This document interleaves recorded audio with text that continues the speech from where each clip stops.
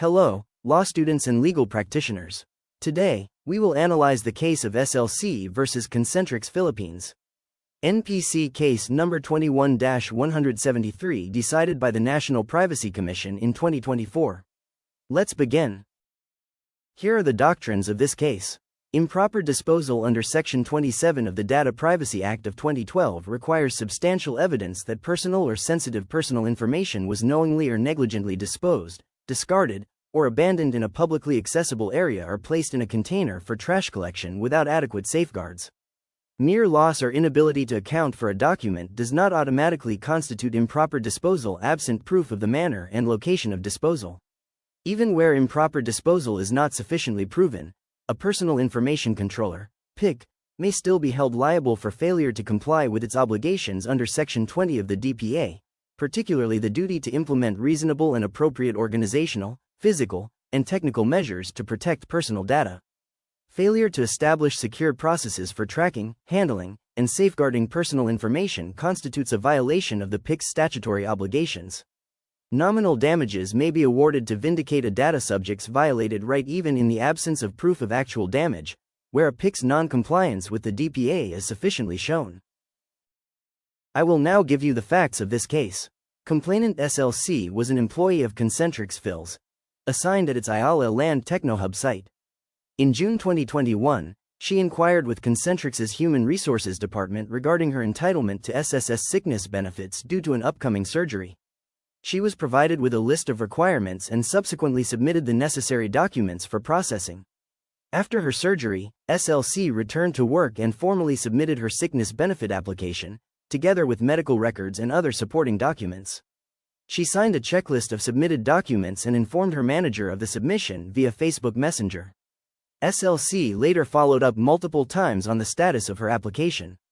In July 2021, Concentrix informed SLC that certain documents were missing, initially pointing only to an SSS undertaking form, which SLC promptly submitted. Later, however, Concentrix claimed that it did not receive SLC's SSS sickness notification form, a key document in her application. Despite repeated follow-ups, Concentrix allegedly failed to explain how the document went missing. In August 2021, SLC personally retrieved her documents from Concentrix, but claimed that the SSS sickness notification form was no longer among them.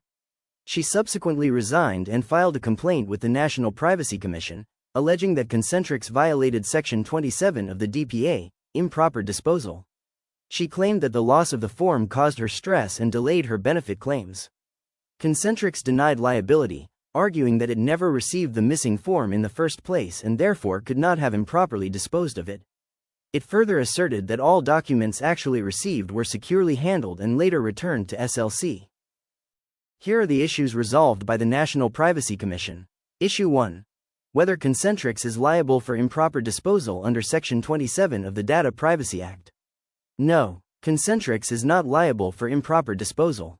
Section 27 of the DPA penalizes the improper disposal of personal or sensitive personal information only when the disposal is shown to have been carried out by placing the information in a publicly accessible area or in a container for trash collection, without adequate safeguards.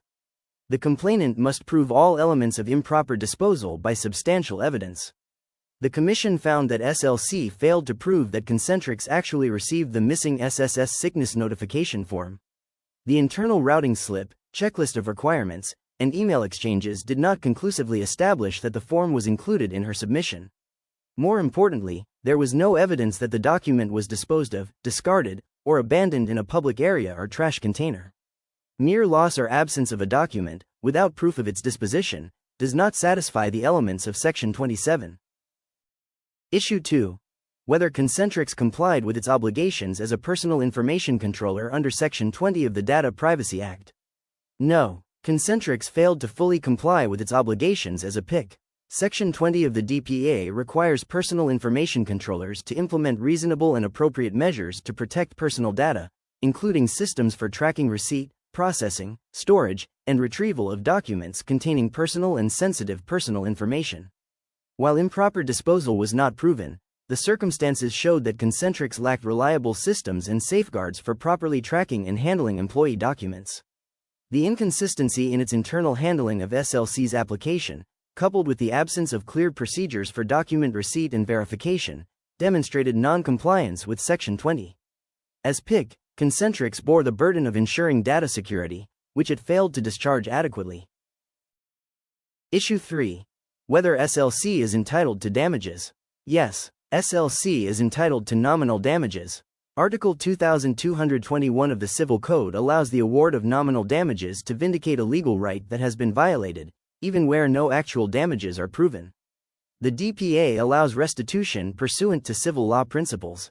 The Commission awarded 10,000 pesos in nominal damages to recognize and vindicate SLC's right as a data subject, considering Concentrix's failure to meet its statutory obligations under Section 20 of the DPA.